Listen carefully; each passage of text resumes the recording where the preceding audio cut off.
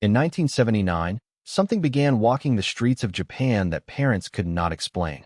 Children stopped walking home alone. Schools sent teachers to escort them. Police fielded frightened phone calls. And all of it, every bit of it, was because of a woman wearing a surgical mask. They called her Kukisekana, the slit-mouthed woman. And unlike the ghosts most countries tell stories about, she did not stay in the dark. She stepped into daylight, into ordinary neighborhoods, and asked passing children a single, simple question. "Am I pretty?" she would say.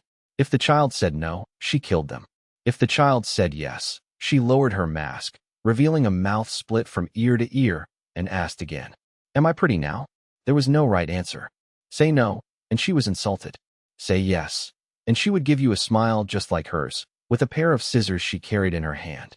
What makes this legend so unsettling is not the story itself. It is what happened around it. In the autumn of 1979, the panic became so severe that some towns organized group patrols. This was not a movie. This was real fear, spreading through real streets. Some say the tale is centuries old, born in the Edo period. Others believe it exploded because it tapped into something modern. A masked figure, a hidden face, a beauty that turns monstrous. In a culture where appearances carry enormous weight, she cut straight to the nerve. But Kukisekana is only the beginning. Because Japan does not have one terrifying legend. It has an entire hidden world of them, whispered between school children, passed down like dark inheritance. Consider Hakashaka-sama, the 8-foot woman. She is said to appear near rural villages, impossibly tall, dressed in white, making a low sound that carries across the fields. Po, po, po. According to the legend, once she chooses a child, that child has only days to live. Families are told to hide them in a room lined with paper charms and never, ever let them look outside, no matter what voice calls to them. The stories always share this same cruel logic. There is a rule. Break the rule, and you are taken. And the rules feel less like fantasy and more like warnings whispered by someone who genuinely believed. Then there is Akamanto, the red cape. He is said to haunt the last stall of public bathrooms, especially in schools. When you sit down, a voice asks a question. Do you want red paper or blue paper? Choose red, and you are said to be cut until your body is soaked crimson. Choose blue, and you are strangled or drained until your skin turns pale. Refuse to answer, and hands drag you down into the darkness below.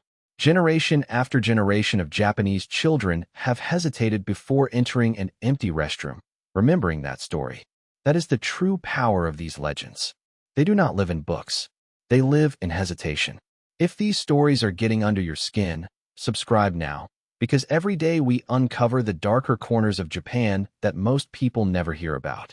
Turn on notifications and don't go into the last stall alone.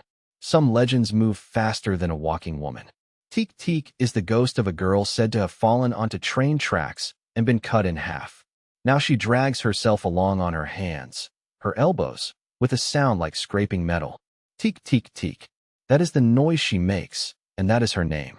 And despite having no legs, the story insists she can move faster than a running human, catching victims and cutting them in two, so they match her. Others barely move at all. The Kyun-Kyun is a thin white figure seen swaying in distant fields on bright summer days. It does nothing. It simply rides. But the legend warns that if you look too long, or try to understand what it is, you will lose your mind. Think about how strange that fear is.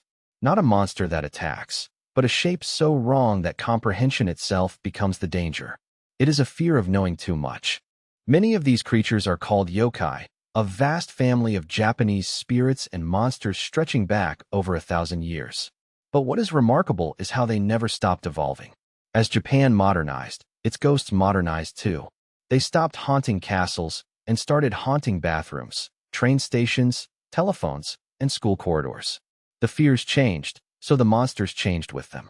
In the West, we tend to keep our horror on screens and pages. In Japan, the line is thinner. These legends are tied to real places, real routines, the walk home, the empty platform, the last stall. And that is why they spread so easily. A ghost in a haunted mansion is easy to avoid. But a woman who could be standing at any corner, wearing a mask like everyone else, is impossible to escape. Which brings us back to Kukisekana. Because in the years since, The rumor has resurfaced again and again. New sightings, new panics.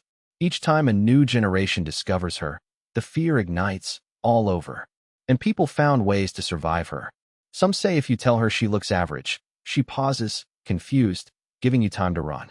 Others say to throw candy, and she will stop to gather it. A question, a pause, a single wrong word. That is all that stands between a child and the woman with the torn smile, in a country where the ghosts do not wait in the dark.